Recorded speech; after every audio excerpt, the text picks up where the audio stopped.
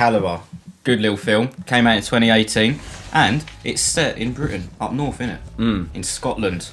So Yes. we are familiar with the setting, and I actually found that quite enjoyable. Yeah, I really enjoyed it. There was a lot of tension and suspense, and I weren't on a chair, but I was on the edge of my seat. I was on the edge of my bed watching it. Going into the film, when I watch films, I generally don't check what the genre is or any descriptions of the film, actors, anything like that. So I was completely blind going into this. And the first 10 minutes or so, I thought, this is alright. By the time they get to the pub and they meet the girls and that, I thought, yeah, this is a decent film so far. And then when they actually go down to the hunting? Basically just the forest, yeah? Yeah. And he goes to shoot the deer, and then the deer lifts his head up, and then the kid is there. I was so shocked. Yeah. It completely caught me off guard. I think I literally gasped in real life. I couldn't believe it. And then how in that scene, all the music, just the sound in general, disappears. Yeah. That was really powerful. And then again, I was hit with another left hook when, what's his name, Marcus, shoots the dad. Yeah. I was thinking, Jesus Christ, this has just got so serious. Yeah, that was really good. I think when I'd seen it the first time, only that one scene, but I was really shocked. It would have been much more like shocking to me if I'd not seen that bit before. So I knew it's going to happen, but yeah, it's still really shocking and done really well, because I forgot that there wasn't any music in that bit. It would have spoiled it if there was like some kind of generic music in the background. It was just completely silent. So you just see the trauma in the dad's face, and he's like really upset that his son's just been shot. The plot is pretty generic in the sense that it's about two people get killed by accident, and they have to cover up the body and not get caught.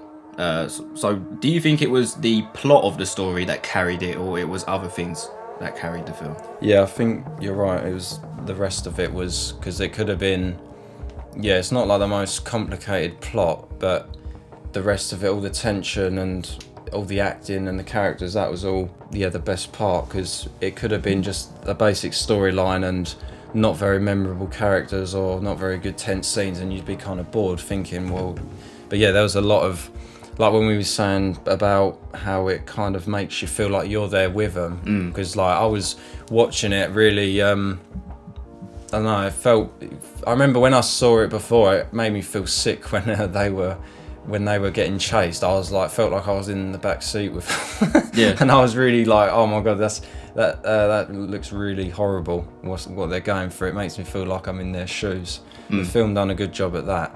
This film to me did a perfect job of making me extremely uncomfortable, and at the same time showing pretty much no gore throughout the film, apart from when the dad gets shot, because that was quite gory. Basically, the acting and the production of the film overall, it all amalgamates to create such a compelling piece of literature. Yes. And like you said, it really puts you in the perspective of the two guys, Marcus and Vaughan. And what I love about this film is that it's quite open-ended. You're not demonised for taking sides with either of the people from the village, the locals, or Marcus and Vaughan. Yeah. They do a very good job of humanising the two protagonists. Even though they've done an awful thing, you still sympathise with them and think, well, it was an accident. It was a brutal thing that they just made a mistake, and I think that actually makes the film better. Yeah. Because it's kind of amoral, the whole situation. It's an awful situation, but you don't necessarily have to take sides. Yeah. I think another good thing, like small details that they added in, where I think some films, they can't be bothered to add in small explanations why certain things didn't happen, and then when you're watching you think, well, they could have done this and it would have been easier. But like how he's like, oh, we can't, their like only option is to hide the bodies and lie about it, because if they tell the truth, they'd been drinking on the same day and the night before, and he was using his rifle, which he wasn't licensed to, he didn't have a license to use that rifle. Yeah, and another thing about the gore, you're right, they apart from like them getting shot, but like I'm glad that when they found the bodies, they didn't actually show them. You just see like their reactions, and they're like trying to quickly get away, and then you hear people from the town are like really shocked that they've just found the bodies. That was cool. It was more effective than just showing two dead bodies that are all decomposing and stuff. It was better that they just had like noises of them like screaming and crying. I believe that this film does a great job of slowly building the tension up throughout. So the moment that you know, he shoots the kid on accident. That's really powerful. And then throughout the film, the scene with Logan and his mate at dinner, when he's really washing his face and shit in the mirror. Yeah.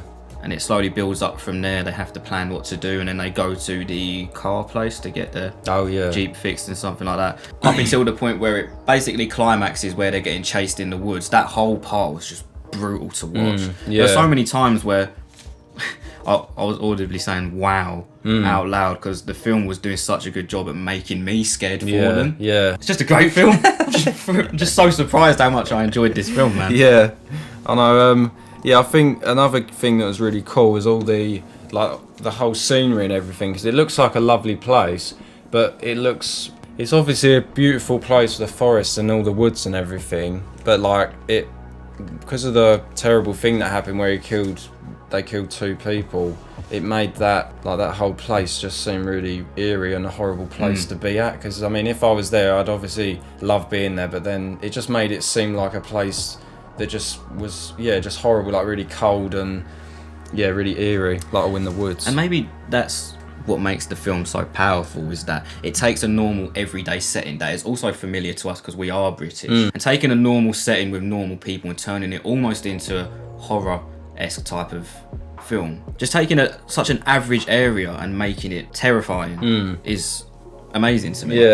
Yeah, I think what you said about her, it does a really good job of just making you feel really uncomfortable, because there are a lot of scenes when they was interacting with the town people and just saying, oh we've done some hunting, they're acting really suspicious and stuff. That whole time I just felt really uncomfortable, and it felt like you're actually there with them, or you're in that situation as well. But another thing that we said about earlier, before I forget, was how certain things he does that aren't the smartest decisions end up leading to his death, because he obviously sleeps with that girl, and then her dad slashes his tyres, and it's like what you said earlier about what did you say it was? It fits into the 7 deadly sins. Yeah, that's it, yeah.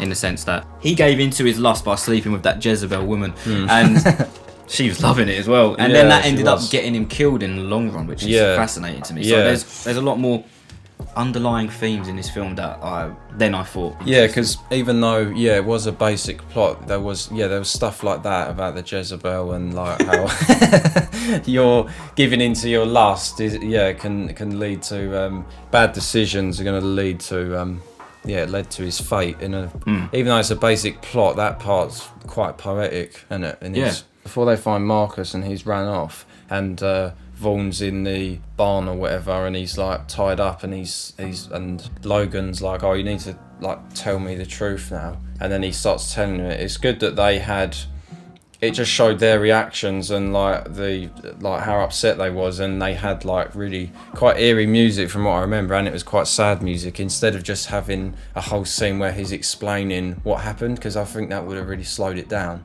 and probably would have been a bit unnecessary, because we obviously know what's already happened, so we don't need to like hear them talking about it.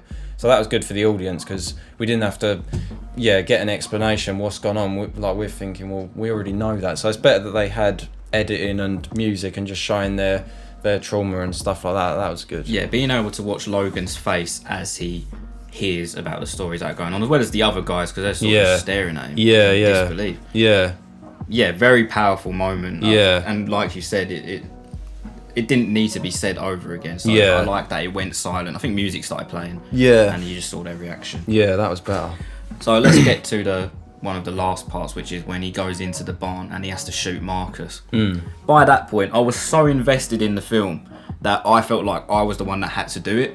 There were so many misdirections in that scene. Were the locals tricking them and they was just going to kill them both in the end anyway? Or was they pranking them and they was going to let them both go after they went through trauma? It's good that, I mean, I know his wife and his baby aren't important characters in the film. Like, you don't see them apart from the beginning and the end, but they're important because he has to make a decision between his best friend and seeing his baby again, because there was obviously they said like there's no other way you can both get out. You have to either shoot your friend or just kill both of you. So he had to make a huge sacrifice, and then he got to see his baby and his wife again, but he's obviously cost him. He's murdering his friend, and like it's going to obviously mess him up for the rest of his life. Yeah, man, that was such a good scene. And then that was cool. And then the ending, I think, was the most perfect way it could have ended.